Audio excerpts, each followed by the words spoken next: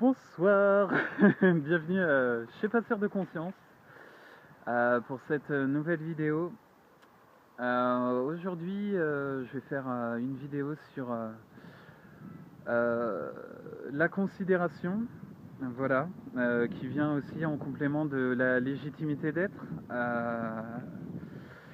Parce que pour moi, justement, nous sommes dans le manque de considération des choses, que ce soit des actes, des paroles, des êtres, tout simplement, des personnes pour ce qu'elles sont, pour leur légitimité, justement.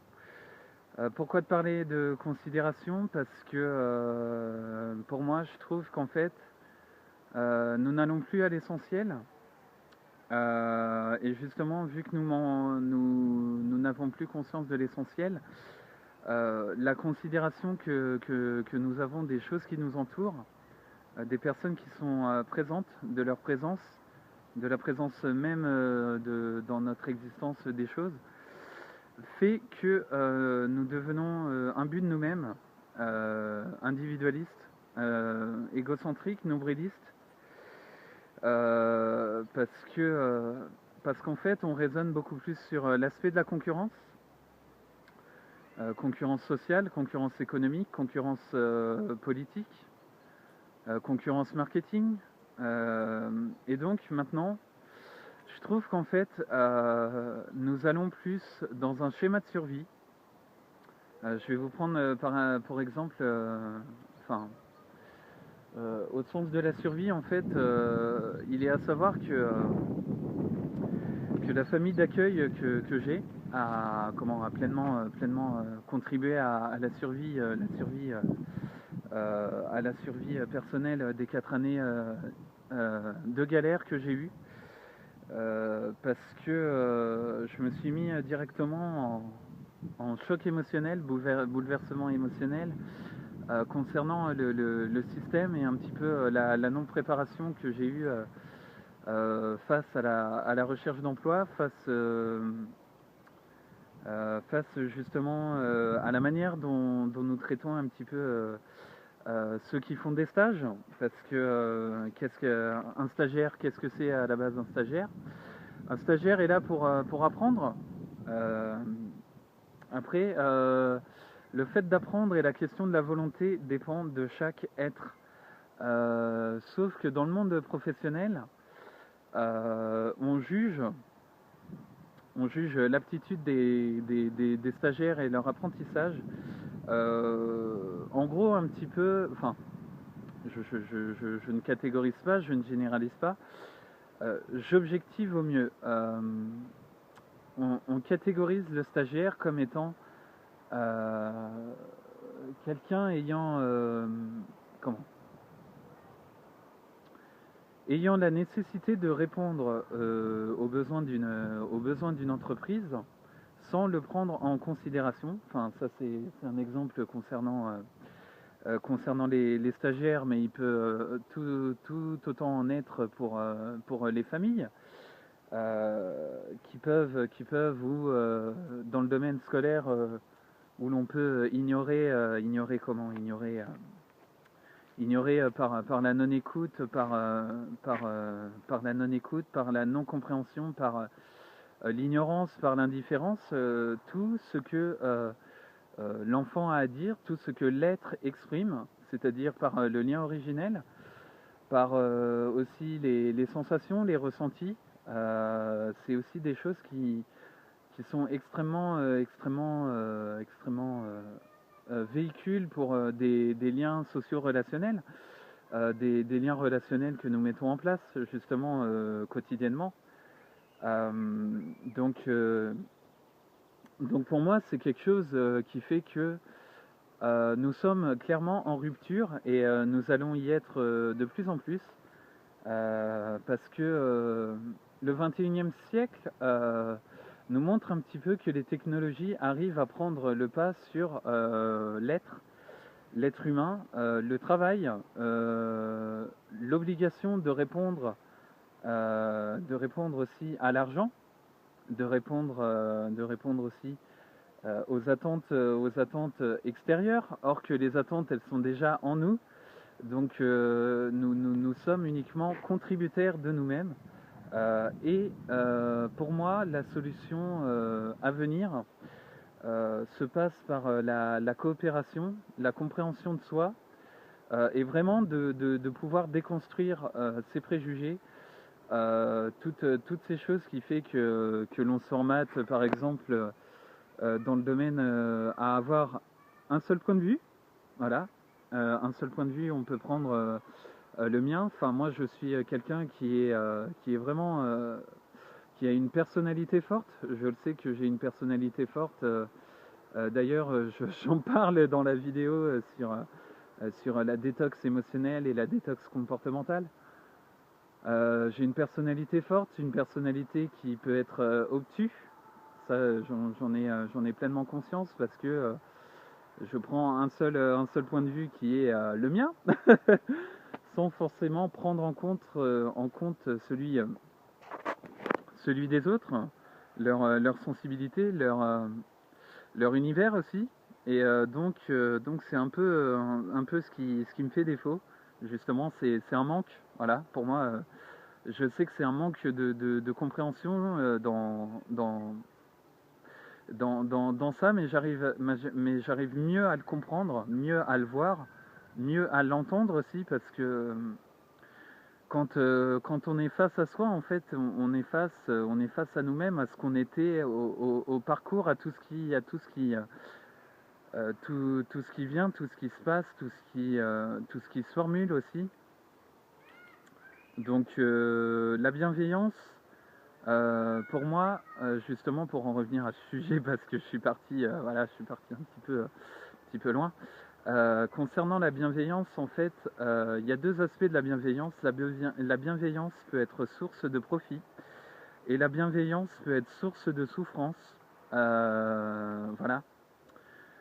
Justement, la bienveillance n'est que bienveillance tant qu'elle vient du cœur. C'est-à-dire que j'ai des expériences où j'ai été énormément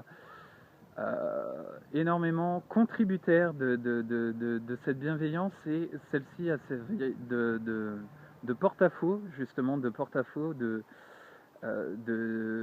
profit, de profit justement à cette sensibilité, parce que ça a joué aussi à la sensibilité que j'ai, de pouvoir être disponible dans un sens beaucoup plus superficiel et non dans un sens pragmatique, rationnel, et vraiment en pleine présence et en pleine conscience de ce que je faisais, pour qui je faisais, pour poser pleinement ça. Vraiment, oui, traiter de la bienveillance, c'est comme une amie, apprendre à donner sans retour. Et c'est pour ça que ça permet de considérer la personne et d'avoir du respect, parce que la considération commence là où la bienveillance arrive et là où le respect se prolonge, quoi. Pour moi, c'est vraiment trois choses qui se formalisent dans cette sorte de processus, si je puis dire, même si ça n'en est pas un et que ça vient naturellement, de mouvement naturel, voilà, non pas de processus, mais de mouvement naturel, parce que la bienveillance euh, est, est en soi un mouvement naturel qui est là pour permettre justement de considérer les choses, de les légitimer, non forcément en étant justement trop lunatique, hein, parce que personne ne l'est, à vrai dire. La sensibilité et la fragilité ne sont pas des faiblesses, ce sont des forces qui viennent en complément de la légitimité que nous avons, et de l'existence et des droits que nous sommes en tant qu'êtres humains, notamment dans les relations humaines, qui nous permettent d'échanger, de communiquer, quoi. C'est vraiment quelque chose, la bienveillance. Et là, la limite justement de la bienveillance, c'est lorsque votre ressenti vous dit qu'il y a quelque chose qui dysfonctionne, ça vous pouvez le voir dans la manière comportementale, émotionnelle ou dans le perçu que vous avez des choses. Parce que la perception est une intuition qui ne trompe pas. Et l'intuition, c'est vraiment aussi une des choses qui va vous permettre de savoir comment vous orienter et où vous orienter. Donc, fiez-vous aussi à cette intuition intérieure qui est là. Ne la lésinez pas, ne la négligez pas, parce que c'est vraiment aussi quelque chose qui va vous servir de gouvernail et de déterminant pour ce qui se passe, quoi. Pour ce qui se passe dans le moment présent, parce que voilà, nous sommes ici pleinement dans ce moment-là. Et donc, si vous sentez que ça vient, que ça entre en conflit, c'est là que ça commence à dérailler. Que vous sentez que le conflit intérieur arrive et que ça provoque à un moment une souffrance ou une sensation de profit, de profit de profit et d'abus, voilà, de profit et d'abus de vous, c'est là que vous avez à agir en posant les limites, les cadres et les repères qui sont les vôtres.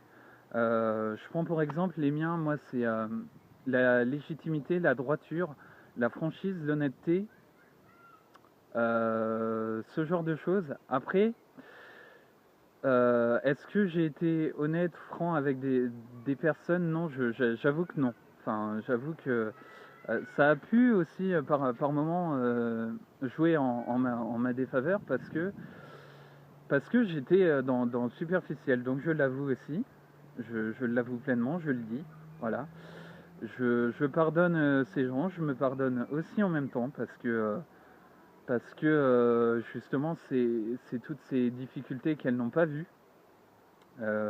C'est cette sensibilité qu'elles n'ont pas vue, ce perçu qui est justement de surface, d'artifice, qu'elles voient uniquement en la personne et non dans la profondeur, qui font que les situations, justement, il y a des situations de culpabilité, de rejet, de dévalorisation. Mais pour tout vous dire, en fait, la bienveillance, ça vient uniquement de là. C'est là, dans votre cœur conscient, la bienveillance, c'est là, c'est là, c'est là, c'est là, c'est là. Donner sans compter, donner sans retour, et vraiment, justement, faites le discernement avec la bienveillance qui va être source de profit et la bienveillance qui va être source de souffrance. Et de toute façon, le conflit intérieur va vous guider. Parce qu'il va y avoir l'intuition pour vous dire l'état de vigilance du cœur, du corps et de vous-même. Donc voilà un petit peu ce que je souhaite dire sur la bienveillance. Voilà, c'est avec plaisir que je vous partage ça. Voilà. Voilà, vous pouvez faire aussi référence à la détox émotionnelle et détox comportementale aussi pour ceux qui le souhaitent. Voilà, donc très très très bénéfique. Hein. En tout cas, je vous fais de gros bisous, c'est pareil. Hein. Bisous à vous. Merci d'être toujours là pour écouter ces vidéos. Pour être pleinement présent, voilà. N'hésitez pas à envoyer un message sur la page Facebook et aussi à vous abonner à la chaîne YouTube. Et si vous avez la moindre question sur les quelconques vidéos qui sont présentes, n'hésitez pas. Et je vous dis à une prochaine pour une autre vidéo. Salut à tous.